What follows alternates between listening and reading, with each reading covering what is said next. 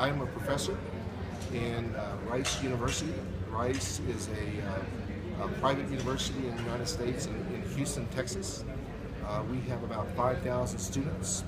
Although we're a small university with only 5,000, we're actually a very high impact university. We are one of the top 20 universities in the United States.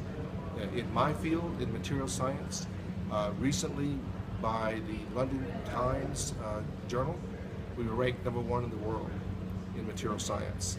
And this is based on publications that we write. While we don't write the most publications per institution, we get cited the most. So our publications are read by many people and they cite it back in their papers. The number of citations divided by the papers gives us the highest ranking in the world. So we're very active as a research university. We're a very strong undergraduate university. And we have students that come from all over the world. The students do very well, and we are known for engineering. In other areas, but particularly we grew up as a university strong in engineering. My research and my teaching is in material science. We have a new department. It's material science and nano engineering. So nanotechnology is a very new field. It's actually been around in a sense for over 10 years, but the actual movement of the science into applications is going on now. A lot of new technologies based on nanotechnology are starting to unfold. And so I work in a range of material systems. I work with fluids, with polymers, with metals, with ceramics. I do work with electrical properties, mechanical properties, thermal properties. We work with electronic devices. I do a lot of things for the space program in the United States with NASA. I've worked with four different NASA centers. Currently working with the Johnson Space Center in Houston. So it's a very new technology that's coming out. And what I have interest in doing is moving this technology into Mexico, working with the universities, and then also working with companies to transition this technology into Mexico.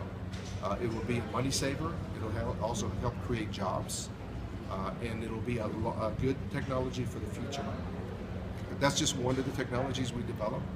It's a very rapidly growing technology. Another one has to do with personal safety, both in the home, in the businesses, and in your automobiles. It has to do with windows and glass. And so glass is a very brittle material. You can break it very easily, but we make a solution that you spray on the glass and it strengthens the glass. One of the top university systems, not just in Mexico, but certainly in the world, and becoming a very strong technological presence is Tec de Monterrey. And I've been interacting with the Monterrey campus for I guess about 15 years. And I've had students from Tech come and work in my laboratory. I've co-advised students on that campus, published papers with them. And so I know a lot about the university and the strength of the students and the strength of the faculty. Oftentimes when we make collaborations, it's because we're looking for very good, strong partners to work with. And then also opportunities to create new science. So we want to work with creative people. And it's good to have good, fresh minds to students. And I find that in the universities. What would it be, Tec de Monterrey's participation? We will be partners in terms of research. Right now, part of the relationship is I'm a distinguished visiting professor to Tec de Monterrey, to the system. And I can go to any number of campuses and work with the faculty, work with students, work on research, teaching classes. But I'm still a professor at Rice University. So I have 2 universities that I'm associated with.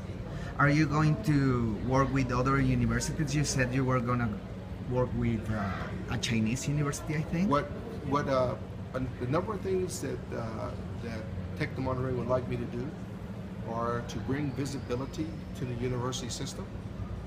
And one of those is making connections of the university to other universities, to other institutions, and various places around the world. So China is a rapidly growing country. They produce good students also. The universities are getting better and better. And so it's a good time to start making relationships with China to grow your visibility as a university system. Do good research, publish papers, things of this nature. So a week ago, I was at South China University of Technology, and they told me they were coming here. So I said, I'll meet you in Mexico City because I'm also working with Monterey Tech. And so tomorrow I'll be in Mexico City to meet with them while they meet with the Mexico City campus. But they want to sign a memorandum of understanding with the system, with the Tech to Monterey system. Does nanotechnology could be applied to other industries? Nanotech is what we call an enabling technology, so you can use it in anything. We do in health sector, for example. We do road materials. We make asphalt. We're going to start working on cement also, where we use nanotechnology ideas to strengthen, to repair potholes in the roads, to have energy transferred to the roads, and then you convert that to power. So energy harvesting, a number of things like that. In the medical area of medical devices, you can use nanotechnology. We're working on some stents that you can put in your arteries that will have a lot of nanotechnology embedded in that.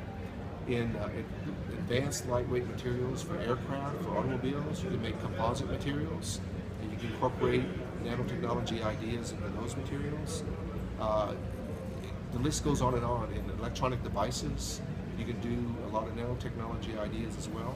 So it's a science and engineering we call it enabling technology.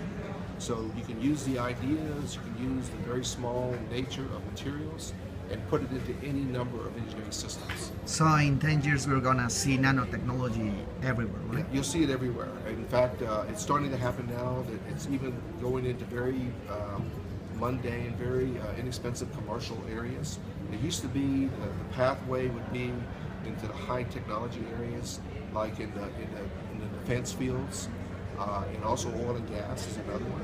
They would be the first to use it because they have a higher need for the next material system to be developed, and so they'll take it early. But regular commercial products usually see it later. But we're starting to do commercial products now